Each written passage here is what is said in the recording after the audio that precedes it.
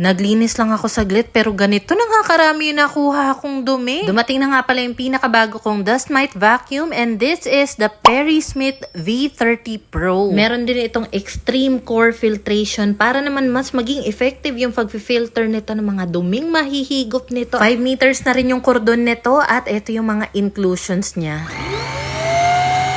Alam nyo ba itong digital display niya, magko-color red yan kapag maraming dust mite na na-detect. May roller na rin ito sa ilalim kaya hindi ka mangangalay mag-vacuum ng mga kutsyon, unan, mattress, sofa, plush toys. Kaya kung nakakaranas kayo ng pangangati sa mga higaan o kaya sa sofa ninyo, gamitan nyo ng dust mite vacuum dahil malamang may mga dust mite, bed bugs, microorganism nang nakadikit dyan na only yung mga ganitong klase ng dust mite vacuum yung makakatanggal. 21,000 PA yung suction power nito kaya talagang effective at ang dami nating nakuhang dumi. Kaya kung bet mo nito, check the yellow basket and get yours now!